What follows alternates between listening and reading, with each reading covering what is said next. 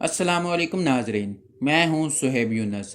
ناظرین، پنجاب کے وزیر تعلیم نے ایک تقریب میں اشارہ دے دیا کہ جنوری میں اسکول کھلیں گے یا نہیں، اور اس کا حتمی فیصلہ کب ہوگا یہ بھی بتا دیا۔ آج کی میں اس ویڈیو میں اسی پر بات کرنے جا رہا ہوں۔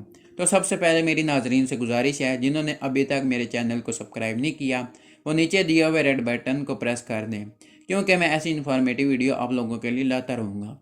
تو ناظرین، پنجاب کے وزیر تعلیم مراد راس لاہور میں منعقد ایک تقریب سے خطاب کرتے ہوئے کہا، میں سکول کھولنا چاہتا ہوں اور میں ذاتی طور پر سکولوں کو بند کرنے کا حامی نہیں ہوں۔ انہوں نے کہا، وبا نے بچوں کی تعلیم پر تباہی مچا دی ہے۔ تو ناظرین، میں اس کے ساتھ ساتھ یہ بتاتا چلوں کہ کرونا کی پہلی لہر کی وجہ سے پاکستان میں 13 مارچ کو وفاقی وزیر تعلیم شفقت محمود نے تمام تعلیمی ادارے بند کر دیے تھے، جس پر عمران خان نے کہا تھا کہ ہم بچوں کی صحت پر کوئی کمپرومائز نہیں کر سکتے، اور اس کے بعد پاکستان میں لاک ڈاؤن بھی لگ گیا، اور پھر 6 منتھ کی بندش کے بعد تعلیمی ادارے 15 ستمبر کو کھولے گئے، اور پھر 26 نومبر کو کرونا کی دوسری لہر کی وجہ سے وفاقی وزیر تعلیم جناب شفقت محمود نے تعلیمی ادارے بند کرنے کا اعلان کیا۔ اور اب پنجاب کے وزیر تعلیم مراد راس نے ایک تقریب میں یہ کہا ہے کہ میں اسکول کھولنا چاہتا ہوں، اور اس کے ساتھ ساتھ انہوں نے مزید تعلیمی ادارے بند رہنے کا بھی اشارہ دے دیا۔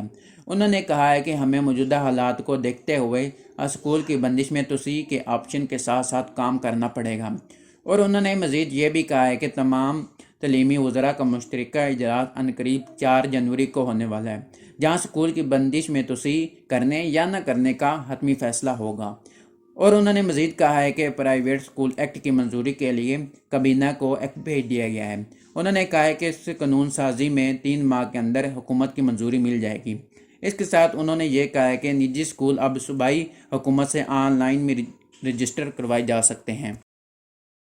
اس کے علاوہ انہوں نے صوبے میں تعلیم کے لیے پنجاب حکومت کے اقدامات کے بارے میں مزید بات کرتے ہوئے کہا ہے کہ ہم نے چائلڈ ایجوکیشن بک بھی تیار کر لی ہے، جو تعلیم کے معیار میں بین الاقوامی معیار پر پورا اترے گی۔